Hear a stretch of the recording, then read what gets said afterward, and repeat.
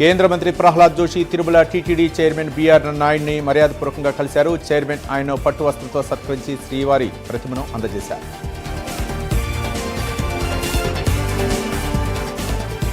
తిరుపతి జిల్లాలోని తిరుచానూరు పద్మావతి అమ్మవారిని కేంద్ర మంత్రి ఎల్ మురుగన్ దర్శించుకున్నారు. ఈ సందర్భంగా ఆయనకు ఆలయ అధికారులు స్వాగతం పలికి దర్శన ఏర్పాట్లు చేశారు.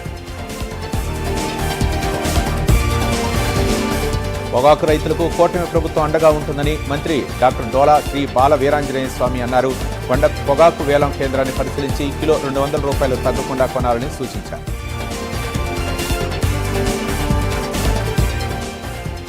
పార్వతీపురం మన్యం జిల్లాలో 7వ తరగతి విద్యార్థిని ప్రాణాలను కాపాడిన వార్డెన్ హేమను మంత్రి గుమ్మడి సంధ్యారాణి సత్కరించారు. రవాణా లేని చోట విద్యార్థిని 6 కిలోమీటర్లు మోసుకెళ్లింది వార్డెన్ హేమ.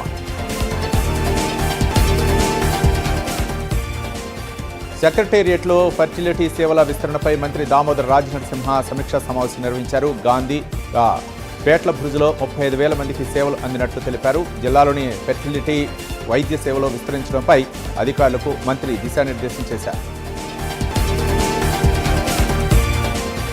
శ్రీకాకుళం జిల్లా రాజధాని తెలుగుదేశం పార్టీ కార్యాలయంలో ఎమ్మెల్యే కుంట్రు మురళీమోహన్ ప్రజా దర్బార్ నిర్వహించారు. పెన్షన్లు నిధులపై వివరించారు. ఓటర్లను గల్లం తవ్వకుండా చూడాలని కార్యకర్తలకు సూచించారు.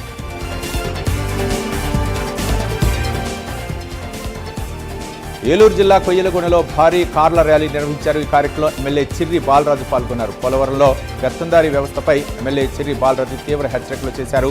నియోజకవర్గంలో నూతన కమిటీల నియామకాలపై ఆగ్రహం వ్యక్తం చేశారు.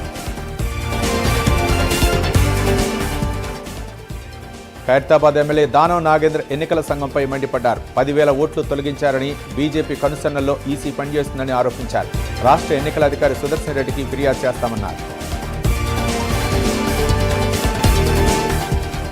తిరుమల శ్రీవారిని జాతీయ కౌన్సిల్ మెంబర్ యామిని కుటుంబ సభ్యులతో కలిసి దర్శించుకున్నారు. అధికారులు ఆమెకు స్వాగతం పలికి దర్శన ఏర్పాట్లు చేశారు.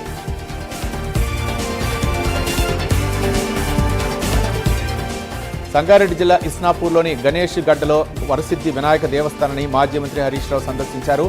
ఇవాళ సంకష్టహార చతుర్దశి సందర్భంగా ఆయన ప్రత్యేక పూజలు చేసి మొక్కులు చెల్లించుకున్నారు. హైదరాబాద్ లింగంపల్లిలో నెల రోజుల పసికందు కిడ్నాప్ కేసును సైబరాబాద్ పోలీసులు 72 గంటల్లో ఛేదించారు. 5 నిందితుల్ని అరెస్ట్ చేసి పాపను రక్షించారు. సంతానం లేని మహిళ కోసం కిడ్నాప్ చేసినట్లు తెలిపారు.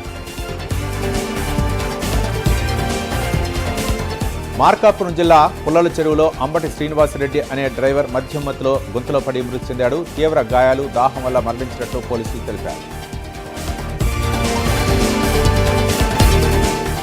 నార్సింగ్ పోలీస్ స్టేషన్ నుంచి పారిపోయిన గంజాయి నిందితులు ముజఫర్ను హర్యానాలో పట్టుకున్నారు. భార్యతో కలిసి ఢిల్లీకి పారిపోతుండగా సైబరాబాద్ పోలీసులు అదుపులోకి తీసుకున్నారు.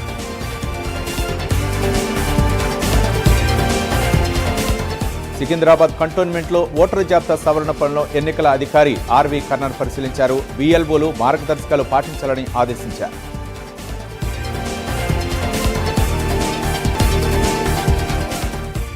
విశాఖపట్నం మధురవాడ చంద్రంపాలెం ప్రభుత్వ పాఠశాలలో జరుగుతున్న అభివృద్ధి పనులను ఎమ్మెల్యే గంటా శ్రీనివాసరావు పరిశీలించారు. దివీస్ ఆధ్వర్యంలో 4 కోట్ల వ్యయంతో పనులు జరుగుతున్నాయి. పనుల పురోగతి అభివృద్ధిని పనులను సూచనలు చేశారు.